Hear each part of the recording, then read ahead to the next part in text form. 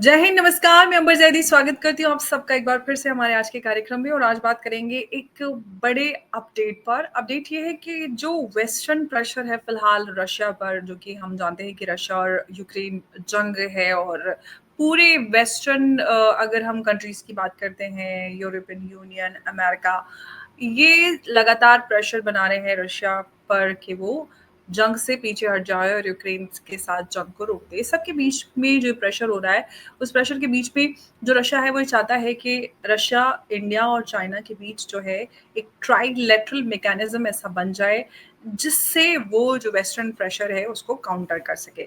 लेकिन खास तौर से जो एनर्जी ट्रेड है रशिया का, और हम सब जानते हैं कि यूरोपियन यूनियन ने अभी बीते दिनों जो रशिया है उसके ऊपर फ्रेश सैंक्शंस लगाए हैं, जिसमें जो भारत के अंदर रशिया की रिफाइनरी है वो भी शामिल है। तो बड़े सारे चीज़ें हैं। साथ ही साथ अब हम ये भी एक बात है कि जो चाइना तो इस पूरे मैकेनिज्म के लिए काफ़ी ओपन नज़र आता है, लेकिन भारत की अगर बात करते हैं तो भारत के यूएस के साथ काफ़ी बेहतर रिश्ते हैं। हालाँकि वो बात अलग है कि कुछ ट्रेड को लेकर कुछ-कुछ चीज़ें अभी अनसॉल्व्ड हैं, लेकिन ऐसे रिश्तों में बिगाड़ नहीं है। अच्छे रिश्ते हैं भारत और यूएस के। लेकिन दूसरी तरफ हम चाइना की बात करते हैं तो भारत और चाइना की बात, जो बॉर्डर इश्यूज़ हैं वो अनरिज़ॉल्व्ड है। तो इन सब के बीच में क्या ये जो ट्रायोके है वो बन पाएगा? जो अक्सर जियोपॉलिटिकल वर्ल्ड में इसकी चर्चा होती है कि भारत, चाइना और रशिया एक साथ आ जाएं तो वो वेस्टर्न हेजेमनी को चैलेंज कर सकते हैं। इस पूरे अपडेट पर बात करेंगे और क्या ये पॉसिबल है, और अगर है तो कैसे, उमेश जी से पूछेंगे। उमेश जी, बहुत बहुत स्वागत है आपका। जय हिंद, नमस्कार। जय सिया राम अंबर जी। जय सिया राम। उमेश जी, एक खबर ये आ रही है क्योंकि अभी हम जानते हैं कि बीते दिनों यूरोपियन यूनियन ने फ्रेश जो सैंक्शंस है वो रशिया पर लगाए हैं, जिसमें भारत के अंदर जो रशियन रिफाइनरी है वो भी शामिल है। और इस पूरे प्रेशर को काउंटर करने के लिए जो रशिया है वो चाहता है कि एक ट्राइलेटरल मैकेनिज्म बन जाए रशिया, इंडिया और चाइना के बीच में, ताकि वो वेस्टर्न प्रेशर को काउंटर कर सके, खासतौर से जो एनर्जी ट्रेड है उसको लेकर। ये जो एक ट्रायोके बनाने की जो कोशिश है, इनिशिएटिव है रशिया की, क्या ये मुमकिन है? क्योंकि ये कहीं न कहीं अभी भी एक दूर का सपना नज़र आता है, क्योंकि भारत और रशिया की बात करते हैं तो बेहतर रिश्ते हैं, लेकिन अगर भारत की बात करते हैं, चाइना और अमेरिका, दोनों के साथ एक अलग तरह की इक्वेशन है। अमेरिका के साथ बहुत बेहतर रिश्ते हैं और चाइना पे भारत भरोसा नहीं कर सकता, क्योंकि अभी भी बॉर्डर इश्यूज़ जो हैं वो अनसॉल्व्ड हैं। तो कैसे ये ट्रायोके पॉसिबल होगा? किस तरह का ये ट्राइलेटरल मैकेनिज्म जो रशिया बनाने की कोशिश कर रहा है टू काउंटर वेस्टर्न प्रेशर, क्या ये मुमकिन हो पाएगा? देखिए अमर जी, दो बातें इसमें। सबसे पहले तो अमेरिका के राष्ट्रपति डोनाल्ड ट्रंप ने टाइम एंड अगेन बोला है कि भारत के साथ उसकी ट्रेड डील हो जाए, और इसके लिए वो बहुत सारे प्रेशर्स लगाता जा रहे हैं। कुछ दिन पहले बात आई थी कि भारत और चाइना रशिया से, मतलब आप समझ लीजिए, अगर रशिया 100% अगर तेल एक्सपोर्ट करता है, क्रूड ऑयल, उसके अंदर से 47% चाइना लेता है, 38% इंडिया लेता है। तो हुँ, दोनों नेशन मिला के 85% लेते हैं। तो उन्होंने पहले बोला था, लिंडसे ग्रैहम जो उनके सेनेटर हैं अमेरिका में, 500% पेनल्टी लगाएंगे। उसके बाद मार्क रूटे ने एक तरह से बोला है कि आप अपने दोस्त को समझाइए मॉस्को में कि वो नेगोशिएशन टेबल पे आ जाए, 50 दिन का समय देते हैं, नहीं तो हम आपके ऊपर सेकेंडरी सैंक्शंस लगाएंगे जो रशिया से तेल खरीदते हैं। और अभी कल एक स्टेटमेंट आता है डोनाल्ड ट्रंप का। उन्होंने बोला है कि ब्रिक्स की कंट्रीज जो है, मैंने उन सबको धमकी दी है कि अगर किसी ने भी ब्रिक्स ज्वाइन किया तो 10% एक्स्ट्रा टैरिफ हम लगाएंगे। और डोनाल्ड ट्रंप ने बोल रहे हैं कि वो नहीं चाहते हैं कि वर्ल्ड की डॉलर की बादशाह इंटरनेशनल मॉनेटरी फंड में खत्म हो जाए। और अगर वो हुँ। ये खत्म हो जाती है, it is like losing the third world war. तो आप ये समझिए, अमेरिकन राष्ट्रपति डॉलर की बादशाह बनाने के लिए एकदम ही मतलब तत्पर है। और यहाँ पे एक चीज देखिए, भारत के ऊपर प्रेशर बनाया जा रहा है, और इस प्रेशर को देख के रशिया ने प्रपोज किया है, रशिया, इंडिया, चाइना का एक ट्रॉइका बनाए, और उस ट्रॉइका को बना के एक ट्राइलेटरल मैकेनिज्म बना के हम उसको काउंटर करें, और हम इस मैकेनिज्म के द्वारा हम वेस्टर्न हीगोमनी को हम चैलेंज कर सकते हैं। अभी देखिए नए, जैसे आपने बताया कि इंडिया की जो गुजरात में जो रिफाइनरी है, जहाँ पे रशियन कंपनी रॉसनेफ्ट का स्टेक है, उसको बैन कर दिया गया है। वहाँ पे नए जो शिपिंग व्हीकल्स है, जो अनरजिस्टर्ड शिपिंग व्हीकल्स है, फ्लीट्स है, उनके ऊपर निगरानी रखा जाएगा। और उन्होंने ये भी बोला है कि अगर रशिया, अगर क्रूड का दाम अगर समझ लीजिए $60 है, तो रशिया को 15% उसको कम में बेचना पड़ेगा। और ये सब चीजें उन्होंने बोला है। और भारत, और उन्होंने एक और एक चीज बोला है, जो रिफाइंड तेल है रशिया का, वो अगर भारत उसको रिफाइन करके यूरोपियन यूनियन में नहीं बेच सकता, इसके लिए उन्होंने सिर्फ 4 कंट्रीज को अलाउ किया है। वो है यूके, वो है यूएसए और नॉर्वे, और शायद एक और एक कंट्री है, उनको किया है। तो एक तरह से देखिए, यहाँ पे यूरोपियन यूनियन अपनी दादागिरी चाहता है। देखिए ये हुआ क्यों है, आपको समझना पड़ेगा। अमेरिका और यूक्रेन के बीच में ट्रेड डील हुई थी, जिसमें बोला गया था कि 50% जो मिनरल्स रहेगा वो अमेरिका का रहेगा। अब रशिया ने क्या किया, जो मिनरल रीजन होता है उसी को कैप्चर कर लिया। अब उससे अमेरिका को प्रॉब्लम हो चुका है। अब यूरोप भी चाहता है कि उधर भी रिसेशन हो रहा है, उधर भी 5% डोनाल्ड ट्रंप ने फोर्स कर दिया है, अपना अपना डिफेंस बजट बनाएंगे। अब वो नहीं चाह रहे कि इस पूरे वॉर में प्रॉफिट कौन कर रहा है, रशिया कर रहा है, इंडिया कर रहा है, चाइना चल रहा है। तो ये लोगों ने प्रपोज किया।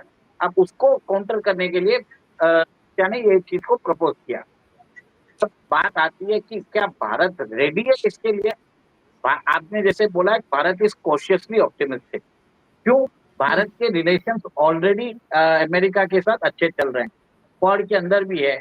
और आपको मालूम है अगले महीने सितंबर में शायद डोनाल्ड ट्रंप आने वाले हैं, और इसके लिए डोनाल्ड ट्रंप ने जो रेजिस्टेंस फ्रंट है, जो पाकिस्तान की जो टेररिस्ट ग्रुप है, उसको डेजिग्नेटेड टेररिस्ट ग्रुप अग्री कर लिया है। अभी बात आई है कि चाइना ने भी अपने सुर बदल लिए हैं, उसने भी तेवर अपने बदल दिए हैं, और उसने भी बोला है कि हम भी, कि पहलगांव टेररिस्ट अटैक जो हुआ गलत हुआ। एक और एक चीज है, चाइना ने हमारे ऊपर रेस्ट्रिक्शंस डाले थे for magnets, rare earth minerals, उसको भी वो रिकंसिडर करने को तैयार है। अब एक चीज देखिए, हमने एक पहले भी बात की थी, स्पेशलिटी फर्टिलाइजर्स भी हमारे बंद हो गए थे।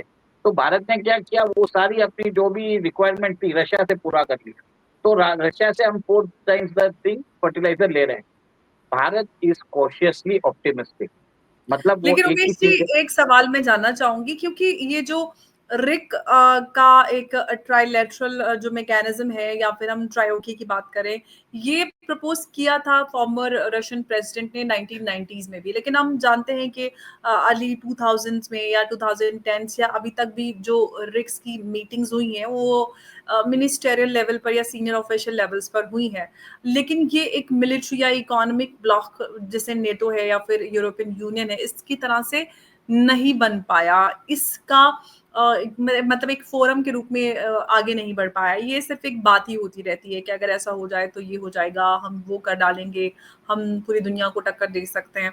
ऐसा क्यों नहीं हो पाया? देखिए सबसे पहले कि ये जो फोरम है, उसको भले ही 1990 में फॉर्मर यूएसएन राष्ट्रपति ने बोला होगा, बट इनहेरेंट डिफरेंसेस ऑलरेडी है इंडिया और China. India and China competitive power है, दोनों चाहते हैं कि रशिया एशिया में उनका डोमिनेंस हो। और भले ही आज के दिन चाइना भारत से बहुत आगे है, पर वो भारत को अपना थ्रेट मानता है। और आपको मालूम है गलवान के बाद ये जो रिक्स का जो प्रपोज हुआ है वो पॉसिबल भी नहीं था। उसके आज सोच लीजिए 5 साल के बाद भी जो बाउंड्री इश्यू गलवान के कारण उभरा था, वो भी हम रिजॉल्व नहीं कर पाए। तो किस हिसाब से रिस्क चलेगा? ठीक है, हेडलाइंस के लिए सब अच्छा है। भारत को हुँ। मालूम है कि चाइना के ऊपर भरोसा नहीं कर सकता। आज चाइना को जरूरत है तो वो रिस्क की बात कर रहा है, पर चाइना ने इंटरनेशनल कन्वेंशन कब फॉलो किया है? अपनी मर्जी के हिसाब से वो हमेशा बदलता रहता है। So this means Amber ji, this is not possible. Second, मैं आपको एक और एक चीज बता देता हूँ। Bharat is very clear, Bharat is very clear कि वो अपना सॉवरेन इंटरेस्ट देखेगा। उसको जरूरत लगेगी तो क्वाड के अंदर भी रहेगा, वो रहेगा तो रिस्क को भी प्रमोट करेगा, बैलेंसिंग करेगा। अमेरिका के साथ उसने रिलेशनशिप बैलेंस करना है, उसको यूरोप के साथ अपने रिलेशनशिप बैलेंस करना है, रशिया के साथ करना है और चाइना के साथ करना है। अब देखिए अमेरिका के साथ क्यों करने वाला है, अमेरिका के साथ इसके लिए करेगा क्योंकि भारत ने पोजीशन बोल दिया है, they are not for dedollarisation, clear cut terms में बोला है जयशंकर साहब ने। और भारत ने क्या किया, रशिया के साथ लोकल करेंसी में ट्रेड किया है। उन्होंने जिस हिसाब से ब्रॉड बेस जो बोल रहे हैं कि यूपीआई को सबके साथ लिंक कर देना चाहिए। भारत ने उसको अभी तक मंजूरी नहीं दी है। बातचीत भले बहुत दिनों से चल रही है, लास्ट ईयर भी कजान में चली थी, इस बार भी हुँ, ब्राजील में चली है। बातचीत हमेशा होती है पर काम नहीं होता उसके ऊपर। सेकेंड, भारत अमेरिका को क्या बोलता है कि आपने रशिया के ऊपर सैंक्शन लगाए, रश ने उसको स्विफ्ट से बाहर निकला, आपने उनके $300 बिलियन हड़प लिए। हम क्या करें? हमको तो रिलेशनशिप रखना पड़ेगा ना, हमें तो हमारी 16% ऑफ द वर्ल्ड पॉपुलेशन चाहिए। तो इसके लिए हम लोकल करेंसी में हम डील कर रहे हैं। तो हमारी गलती नहीं है, अमेरिका की गलती है। तो एक तरह से अमेरिका को गिल्ट पे ला दिया, ये बात रखा। और सेकंड, कल भारत ने क्या बोला, अगर हम रशियन ऑयल लेना बंद कर दें तो दाम चले जाएंगे $140। तो एक तरह से इससे अमेरिका चुप बैठ गया।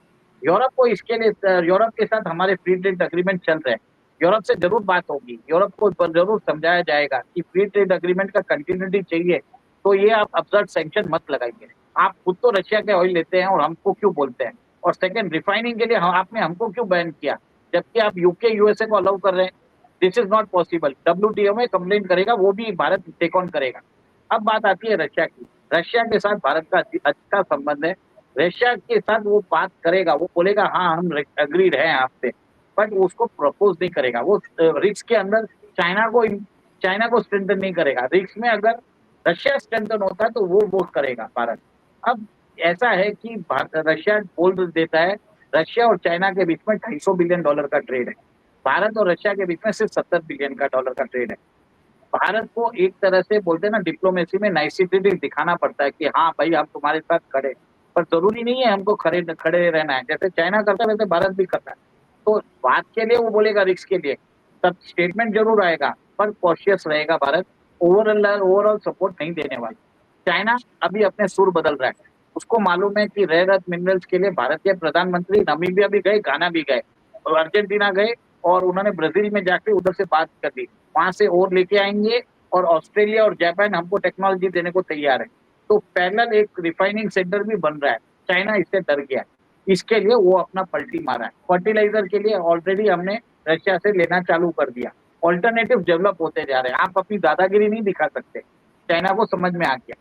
तो भारत एक तरह से रिस्क के अंदर भी रहेगा और क्वाड को भी एक तरह से वहां पे भी रहने वाला है। भारत का इंटरेस्ट जो रहेगा वही करेगा। और आपको मालूम है सितंबर में डोनाल्ड ट्रंप को भारत को आना है।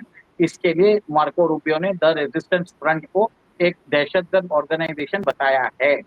और आपको ये भी मालूम है, कल एक झूठी खबर आई एक थी कि ये भी मैं यहाँ पे सवाल करना चाहूंगी, क्या ये काउंटर है पाकिस्तान के उस प्रोपेगेंडा का जो अभी बीते दिनों पाकिस्तान के मीडिया ने, लोकल मीडिया ने चलाना शुरू किया था कि सितंबर में प्रेसिडेंट ट्रंप पहले पाकिस्तान आएंगे फिर उसके बाद भारत जाएंगे? क्या ये उसको मुंह तोड़ जवाब है जो मार्को रूबियो की तरफ से टीआरएफ को दहशतगर्द ऑर्गेनाइजेशन डिक्लेयर किया गया है, यूएस ने जो किया? ये एक तरह से भारत ने एक तरह से पाकिस्तान को चेकमेट कर दिया। जो मुल्ला मुनीर उधर जाके व्हाइट हाउस में वो उसने लंच करके आया, अब उसकी जरूरत नहीं है। आपको मालूम है एफएटीएफ के अंदर भी पाकिस्तान के ऊपर सैंक्शंस लगाने की बात की जा रही है। और यहाँ तक बोला जा रहा है कि पाकिस्तान के खिलाफ सबूत पेश किए जाएंगे, एफएटीएफ ने खुद भी बोला है। और अमेरिका भी चाहता है कि पाकिस्तान जो अमेरिका के शरण में गया है, पाकिस्तान अभी एक कुत्ता बन के जो मतलब अमेरिका के सामने दुम हिला रहा है। अमेरिका उसके जो गले में है अपना पट्टा डाल चुका है, और वो नहीं चाहता है कि पाकिस्तान उसको डबल क्रॉस करे। और इसके लिए आप ये देख रहे हैं, अमेरिका ने भारत को एक तरह से हथियार भी दिया है कि आप एफएटीएफ में कंप्लेन कर दीजिए अगर पाकिस्तान अगर मस्ती करता है। तो कहीं ना कहीं आप ये देखेंगे कि पाकिस्तान का डबल गेम खत्म होता जा रहा है।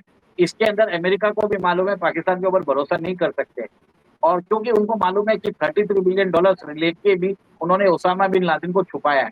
इसके लिए उन्होंने, ये देखेंगे अभी चेंज आ रहा है अमेरिका की फॉरेन पॉलिसी में, क्योंकि अमेरिका को आज उनकी बादशाह चैलेंज कर रहा है, डॉलर की बादशाह को चैलेंज कर रहा था युआन। भारत युआन को स्ट्रेंथन नहीं करेगा, भारत डॉलर को बनाए रखने के लिए रखने में पक्ष में है, और भारत अपना रुपी है उसको बढ़ाने की कोशिश करेगा। ये भारत की रणनीति रहेगी और आगे इसी पॉलिसी के ऊपर चलने वाला है भारत। भले ही स्टेटमेंट्स मीडिया में कोई भी आए, कितने भी विशेषज्ञ अपने आप को डी डॉलराइजेशन के गुरु बोलिए, कुछ होने वाला नहीं है। डॉलर की बादशाह रहेगी और इतनी जल्दी जाने वाली नहीं है। और डॉलर के ऊपर एक तरह से आपको ध्यान है, अभी जीनियस एक्ट पास हुआ है अमेरिका के अंदर, जिसके अंदर वो स्टेबल कॉइन्स निकाल रहे हैं और स्टेबल कॉइन्स के द्वारा वो डॉलर के ऊपर जो प्रेशर है वो खत्म होता जाएगा और डॉलर की मांग वापस बढ़ेगी। आप देखिए अमेरिका बहुत आगे है ये सब चीजों में और वो एक तरह से अल्टरनेटिव बनने की जो भी कोशिश होगी उसको एक तरह से वो अपोज करेगा। मीडिया में बातें आएंगी, जरूर आएगी रिस्क की बात, पर भारत उसको होने नहीं देगा। वो कोई भी हालत में युआन को स्ट्रेंथन नहीं करेगा, ये चीज ध्यान तो रखिए। रिक्स का मतलब क्या कि यूआनाइजेशन है, या रिक्स का मतलब ये नहीं कि आप जो वेस्टर्न हेजेमनी है उसको काउंटर कर पाए मिलकर रिक्स? देखिए रिक्स बनता है, उसके अंदर $18 ट्रिलियन चाइना का रहेगा, $4 ट्रिलियन इंडिया का है, $2 ट्रिलियन रशिया का है। 24 ट्रिलियन में 18 ट्रिलियन का वर्चस्व रहेगा या 6 ट्रिलियन का रहेगा, वो बताइए। सिंपल सी बात है, मैथमेटिक्स की बात है, कॉमन सेंस की बात है। मैं बोलना नहीं चाहता इससे ऊपर। बाकी मीडिया ठीक है। विशेषज्ञ बहुत सारे विशेषज्ञ हैं, अपने आप को डी-डॉलराइजेशन के गुरु बोलते हैं। उनकी बात आप सुनना चाहे तो सुन लीजिए। नॉर्मल गणित के हिसाब से मेरे को तो जो लगता है मैंने आपके सामने बता दिया। जी, जी। बिल्कुल।